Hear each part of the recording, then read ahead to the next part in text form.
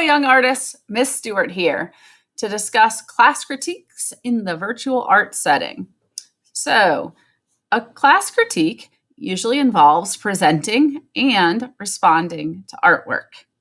Let's look at what that was like when we were in the regular classroom. So, this is maybe something you've experienced where classmates are gathered around artwork made by everyone in the class with the purpose of discussing it, critiquing it, describing, analyze, interpreting, and judging it, right? So you're talking about each other's artwork for the purpose of helping each other improve. Constructive criticism helps us become better in all aspects of our life. But so with our art, it will help us see how other people interpret our art. Like you might have a certain meaning or intention with your art, and then other people see it a different way. It can be very eye-opening and helpful. So you also might have experienced this if you've ever been on a museum tour, where the tour guide tells you something about the artwork and then asks the group questions, and you can kind of go into a group discussion. Well, we're not in a classroom. We're not in a museum. We cannot gather together. So how are we going to make this work? All right, we are going to use Flipgrid, and we're going to separate it into 2 days. Day 1, you're going to present your artwork. Day 2, you're going to respond to the artwork of your classmates. So let's look at day 1 first. You will turn the camera on and show us your art. Tell us your name and the title of your artwork. So yes, you have to give your artwork a name too. Then you're going to complete one of these statements. So either this piece of art was inspired by, or my favorite part about this piece of art is, or in this art piece, I tried to create visual balance by. And then you can tell us anything else you want about the art. You can answer all 3 of those statements.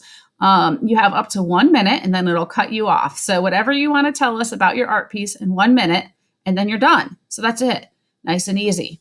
Day 2, you're going to go back onto Flipgrid and respond to the artwork of 2 classmates. First, you'll look for somebody with no responses, and you'll finish this statement.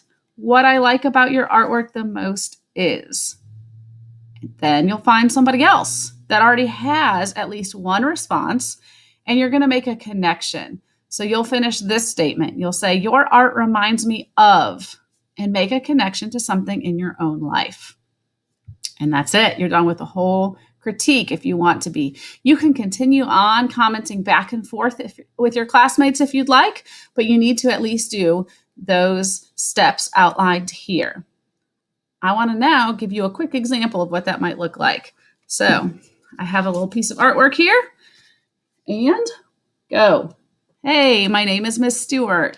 This is my artwork. I've titled it Waiting. It was inspired by a photograph of my dog, and it reminded me of what I kind of felt like being in quarantine, constantly just waiting and wondering when life will go back to how it used to be. So that's it. I hope you like it. Let me know what you think. That wasn't hard, right? Now, I know some of you are scared of the camera. You don't like to show your face.